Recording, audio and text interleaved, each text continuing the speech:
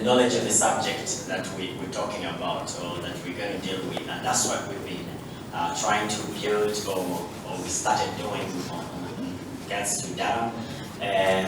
We'll be starting in not a few minutes actually, but at 9 we're waiting for our partners that are coming from the airport actually.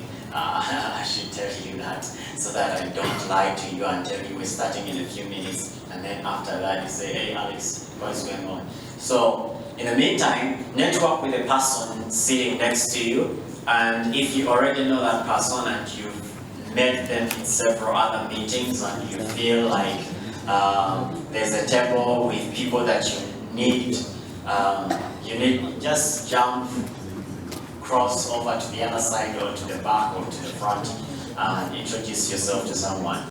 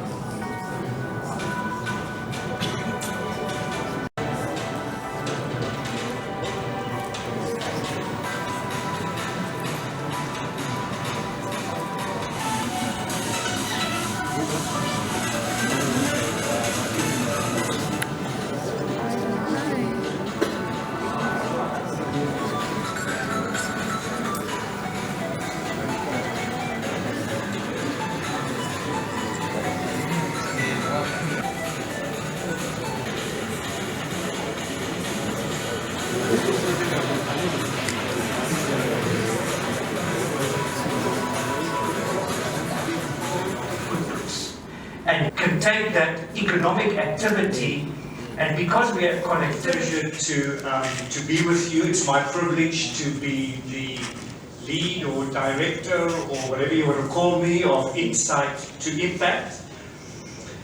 And Insight to Impact is a resource center that supports the use of data in public and private decision making to focus our minds on people who get financial services.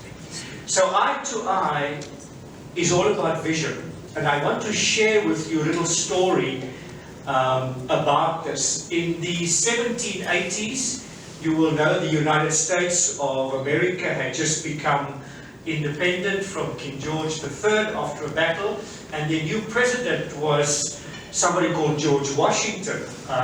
And George Washington invited a French architect by the name of DuPont. And those of you who've been to Washington on the Underground will know there's a station called DuPont Circle, which is named after him. And Washington got DuPont in to design the new capital city of the United States. Remember, this is the 1790s.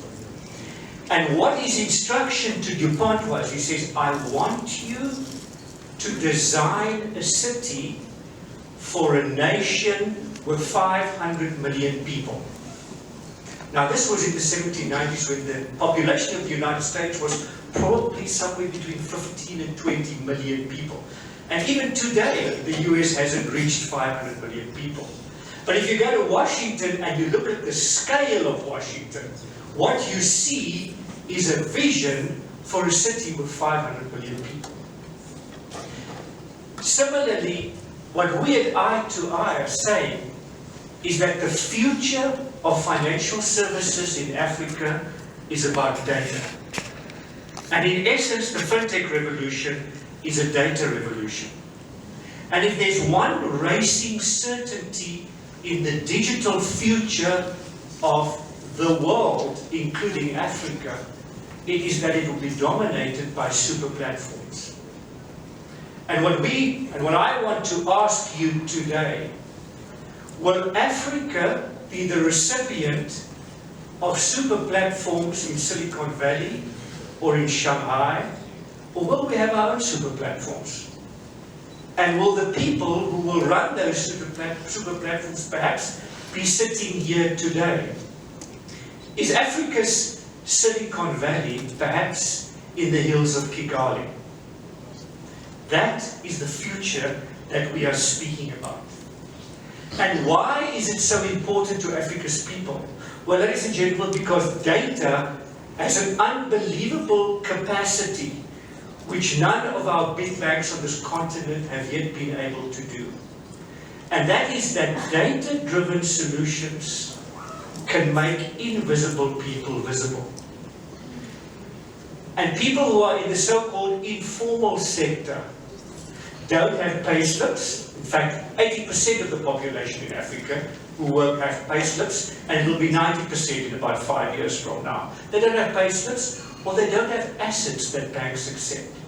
But that doesn't mean that they don't have economic footprints.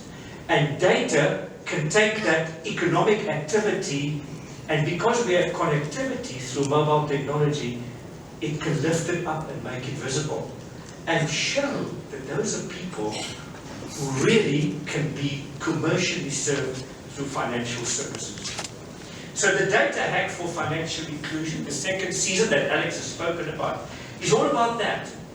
It's an innovation competition for young people primarily, finance, tech, and data enthusiasts, to collaborate, to use data and data analytics to solve business challenges and extend financial services. And it relies on one of those rarest commodities in Africa today, data scientists. And we want to encourage through this the growth of that sector as well. We're doing it in 6 countries: Rwanda, Kenya, Uganda, Tanzania, Ghana, and Zambia. And the finals will probably be right here in Kigali for those 6 countries in the first week of May, with a prize of $25,000 for the winner. The country winner today will get $5,000, and the best solution for women and youth, $2,500. That's why we're all here. I'm not going to delay it, but I am going to thank our local partners, the ICT Chamber for hosting us. A special thanks to the Libra Applied Science Lab, Serge, which I believe is close by, who pulled it all together. I think he needs a special hand. Thank you very much for doing work. Our local partners, Liquid Telecom, AFR, and KLab. Our data science experts who assisted the teams.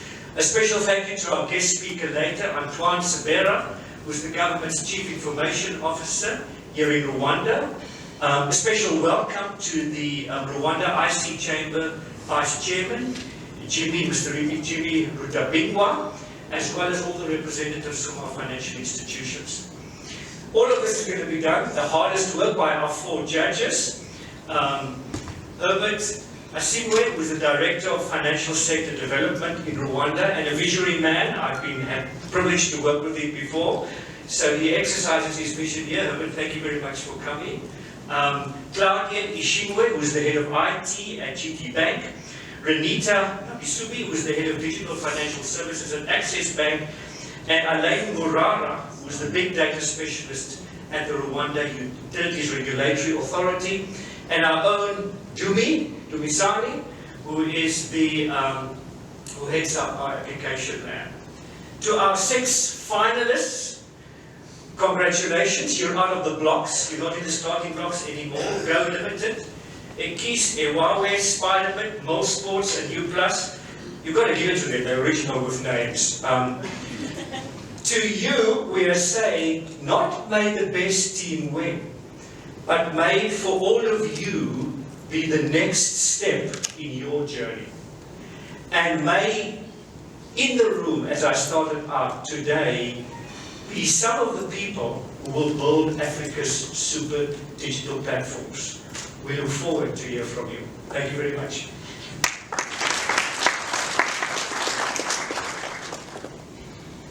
Well, thank you. Thank you very much, Henny. Working with Rwanda Stock Exchange here in Rwanda, we've been also starting to work with DKB markets in Nigeria, and later on we plan to take it to Africa. So this is U+ on the mobile phone, and I click on the groups. I am going to add a group, so I click on the savings group. I put in the name of the saving group. I put in how much money the type that we can get to without having to make something which is almost like impossible. A group that you can get to using that. So we just started with one part of the group which can be easily to pick up. Then we start going down. You protect people's privacy. We don't give stock exchange data from a customer. Rather, stock exchange gives us the data of the stocks that we can push to our customers. Yeah. So what's your plan? Charge you as the normal transfer. We are sending someone to some money. But with U+, we make negotiations with the MNOs so that they cut off that cost of transfer because the money is still to the ecosystem. So that cost is not there, the cost of transaction. Use this kind of a pesticide, so you have to react to our advisory services, and you follow our crop calendar advisories, you are more likely to harvest this much. As to the land valuation, we know your value of the land.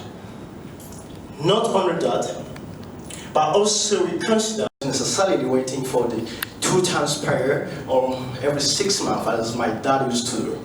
So you basically try this hostgirl, stay together. And because of Rwanda government also is promoting the policy of corrective effort, salary, and our machine learning really decide if it's masonry, but it also for these particular services. But for advisory, we are covering more than 40 crops from vegetables and other commodities. It's a very interesting solution since it's touching the population, our biggest population that is also involved in agriculture, more than 80%. So my quick question is, again on data, on the data that you presented, what was the source of the data? How did you analyze it, and how did you arrive at, again, the problem itself, that there is a need? Data mostly they're categorized in 2 categories. One is our data, and secondly it's external data. So some of the data we get them from other fellows. One of the partners we present here. So we get data from World Bank. We get data from Spiderbit. They are here. They are our fellow, but also from our central bank. I concur with Harvard. I think that, congratulations on the solution. It's really tackling a big customer base. So my question to you is, so the idea of the farmer getting the monthly income is really nice, it's great. I'm just wondering about your business model. What is in it for the bank? Why are they advancing that money? What are they gaining out of it? If you could explain that a little bit more. And from the experience of my dad and the other farmers. These questions, for example, the one around the meantime is going to come up all the way through. So if they could also address that in their presentation, so we don't have to ask that.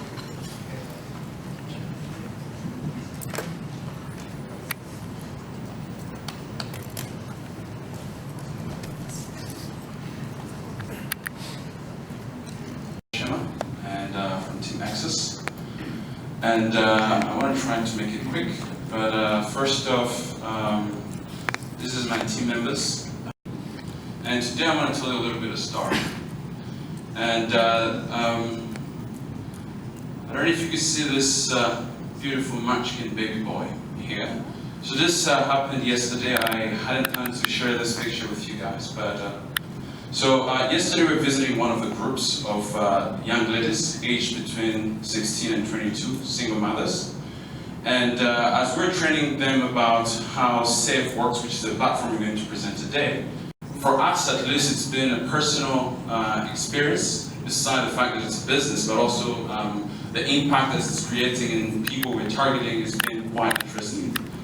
So moving on, you might wonder what is the problem. So our problem is very simple. It's that box over there. I don't know if you can all see it. So that's the problem we're trying to solve. So what is that box about? Can you see the face of those people? Are they happy? Probably not. So we're visiting this group some times back, and because sometimes these people, when they're loaning each other, they've got to know if this person we're loaning our money is going to pay it back. So we're trying to take that data, because we collect all the groups across the country, and try to mine it in a way that we can, whenever somebody asks a loan, we provide an advisory message which they can override or not, but at least we make sure it's there.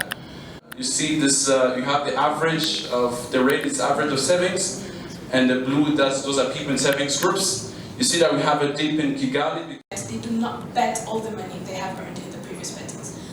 We built an algorithm that looks like this. So it uses odds from different betting companies and be able to cache that using past outcomes. We have also a very strong management team, as we are, and some other in the background.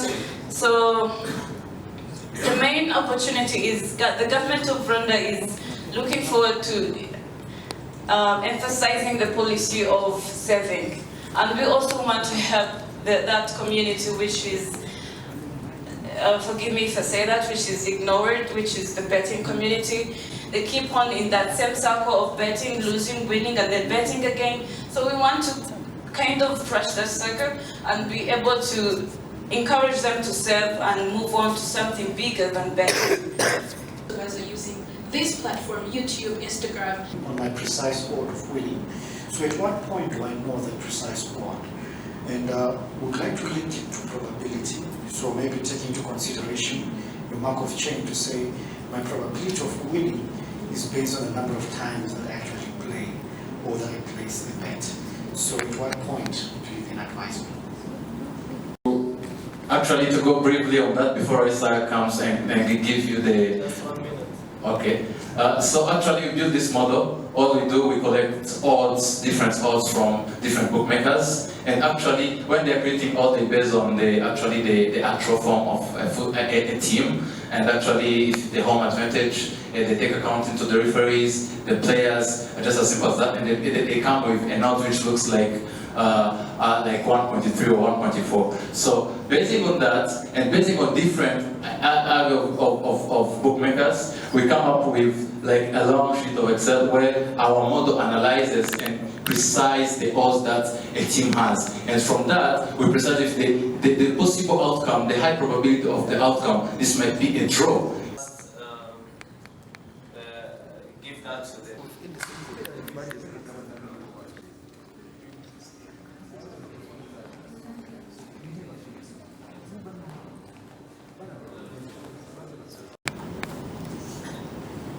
Thank you. Called Ivan from Access Bank. Go out and sell to the population and say or encourage everyone go to sporting bet as a source of saving, as the main source of saving. Would you sell this product to all Rwandans as of today? Thank you. So actually, we are not creating a betting platform. Actually, we are encouraging those people already in betting to save some portion of money they win out of betting. It's actually $56 billion involved in betting in the whole world. Imagine if 20% of those sums are saved for further investment. Probably the government or innovation network like the KIGALI can provide this kind of services on to young innovators which are joining. They do not have someone permanent on their payroll. It can be a flexible way of having maybe a lawyer who will advise on intellectual property, advise on some laws, the taxation. I think the young innovator should not worry much about the taxes right now. It's quite complex. Even as we have been working in much larger organizations, we do not understand taxation. You take tax consultant and everything. Right now is for them to be sure the model is correct.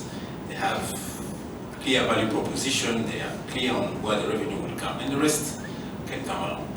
Thank you.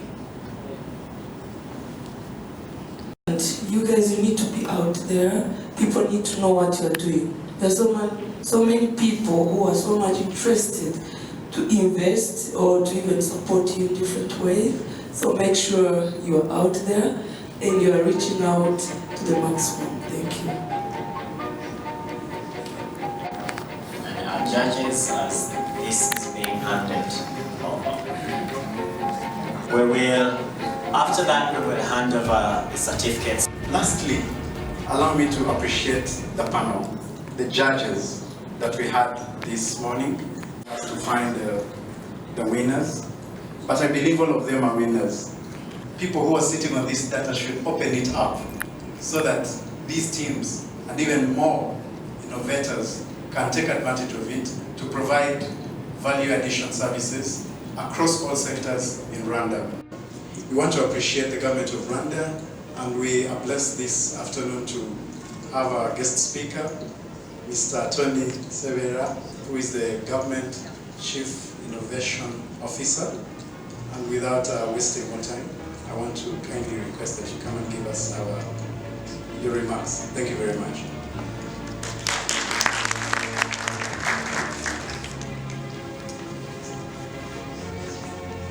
My name is Antoine Severa. I work for LISA, and I'm in charge of innovation together with you. I strongly believe innovation is not the role of a single person, and I'm very glad to be here today with a lot of innovators in this room. I missed the session 1, season 1, and I hope we have not completely lost the data. We're discussing about data science here, and I think one of the most important things is to avoid losing data. So hopefully I can still catch up with season 1. I'll start by quoting The Economist, which last year said, the most valuable resources today which have surpassed the oil is not actually data. And you can see this from companies who have grown very fast, companies who hold data and who actually maintain platforms such as Microsoft, Google, or Alphabet, Amazon, Facebook. They are becoming large. And I join my colleague on the ICT chamber. I wish to see similar success coming up into the market. As you know, the Smart Rwanda Master Plan places data at the heart of our national development. And we have identified key areas such as big data, analytics, Internet of Things, digital lifestyle, and we work to establish standards and principles for data management. We develop human capital data science. We establish institutional governance framework. We make sure also, someone raised that we need to make the data available. We put mechanisms, policies, and enable people to share this data. So far, we are focusing on integrating government IT system. I have a lot of data which are scattered. So through integration, first, you will be able to access data from different sources. And this goes hand in hand with the digitization agenda that will continue. We'll digitize all the government institutions and at large society. And then we'll talk about, we're already talking about, and we make it possible, an open data. Essentially, by putting in place an open data portal from where you can pick this information and play around them and bring more insight. What we are going to work on also is on cloud and hosting services, attracting more investment so that it is competitive. Your data has to go somewhere, which data center. If the prices are still high, it's still a challenge, and we understand that. And the skills are being developed thanks to a couple of institutions which are providing the program, the African Institute of Mathematical Sciences, Carnegie Mellon Universities, been referred to a couple of times here. We have the Center of Excellence in Internet of Things, which are also contributing that. Coming back to the financial sector, this is a very important sector as part of the development of overall service sector in Rwanda.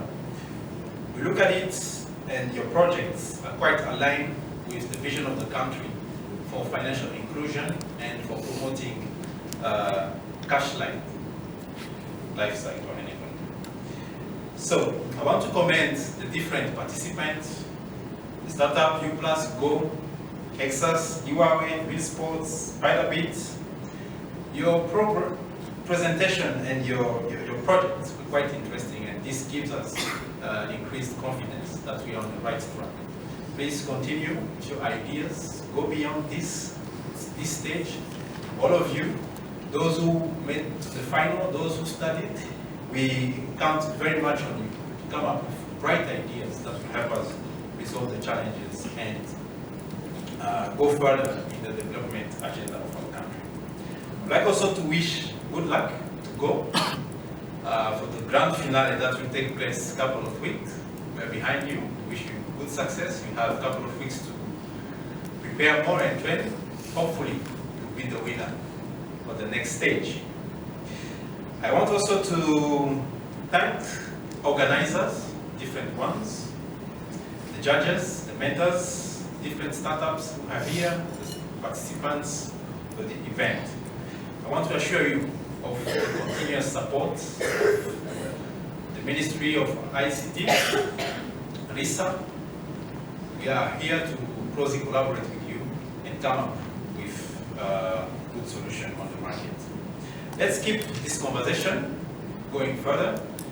Together with the ICT Chamber, we are here for you. Whenever you want to meet us, do not hesitate. You can knock at our door. You can come up with ideas where you feel you have some challenges. We are there to help you move forward. I will not make a longer speech. We're ready in the afternoon. I thank you very much for your kind attention and wish you a pleasant afternoon. Thank you very much.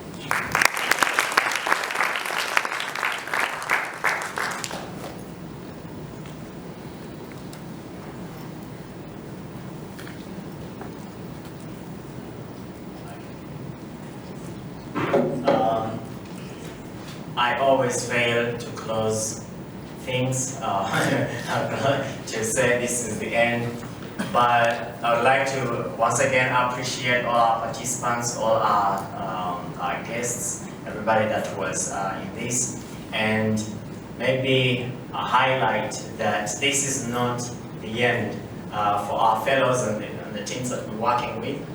We say, I think from the very start, that this is a 6 months fellowship. And after 2 months, you already, this is what you're showing us, and we're continuing this journey, and we will be coming back probably for another type of challenge. It may not be financial inclusion, but we will announce that very, very soon. And another, but what our model or how we try to structure these is that we structure them around solutions, around problem sets that are in the that are in the environment, not just some abstract stuff that someone thinks out of or maybe just finds out. So that communication will be coming, and it's already like 1:30, coming to 1, and I don't have lunch for you. I wish I could, I wish I could tell you in a more, in a less awkward way. We had planned to finish at 11:30, yeah, and it's already, I think, 12:30. If you've not planned with the hotel, those logistics, it doesn't happen. But we'll plan better next time with this exception of time put in place. So that's why we try to see if we could do things earlier instead of. But if you forgive me for that, now I'd like to release you. Thank you very much. We'll invite you again, and please honor our invitation when we invite you. It will be much better